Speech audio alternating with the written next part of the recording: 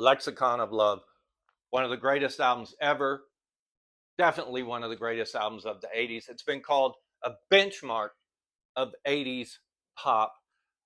I'm not the only one who thinks that. It's in the book, 1001 Albums You Must Hear Before You Die. Uncut had it listed as one of the 500 greatest albums of all times. The Observer had it in their greatest albums ever. Record Collector in the top 70 albums. Record Mirror. List goes on and on. Everybody claims it's a classic. It is a classic. Let's talk a little bit about this. Some of you may or may not know the producer of this album was Trevor Horn. This is just a little interesting background. Trevor Horn, who's he? 90125? The Buggles?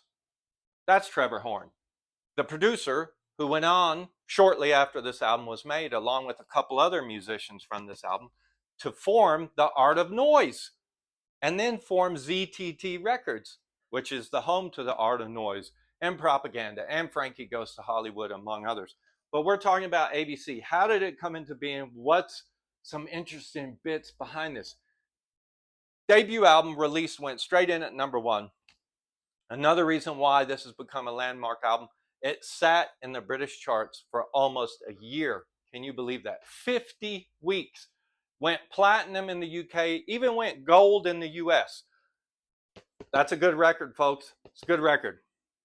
Real quick, Martin, this is Martin Fry, the singer here, actually met Trevor while eating pizza one night.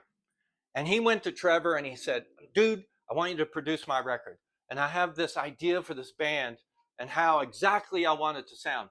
He actually said that he wanted him to sound like Grace Jones. I can't believe it, but he was infatuated with the rhythm, which is really Sly and Robbie. But he told Trevor he wanted him to sound like Grace Jones. He also said he didn't care about the Beatles. More importantly, he wanted the band to be elevated even higher than those chumps. He wanted to be on the same par, same top shelf as Cole Porter and do polished, fantastic pop songs and love songs like no one else was doing.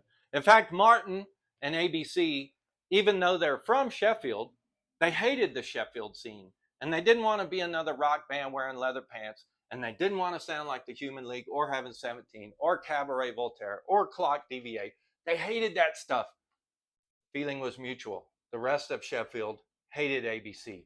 So they struck out to do something totally different and purposely strove to sound differently and to write love songs and to do things completely different than their peers.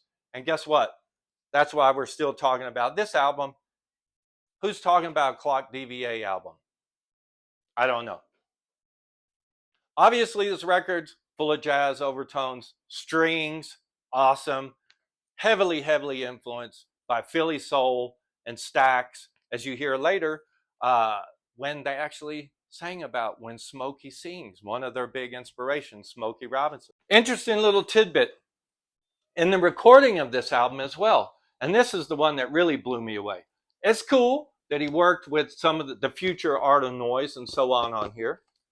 What really blew my mind, though, while recording this album, they were supposed to be, well, I don't remember the full story, but they had to leave Trevor's studio. I think he was booked in, was recording someone else, and they said, dude, we ain't got time for you and those ABC chumps. You got to move on. So Trevor called his buddy, Tony Visconti. And in fact, Martin said the band recorded a lot of this album going on the bus all over London. A lot of bus rides involved in this album.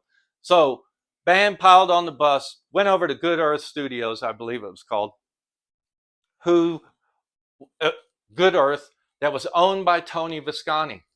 Who's Tony Visconti? For those of you who don't know, he produced David Bowie.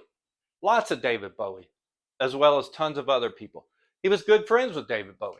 So, ABC's in the studio recording this masterpiece, and who drops in to pay his old pal a visit?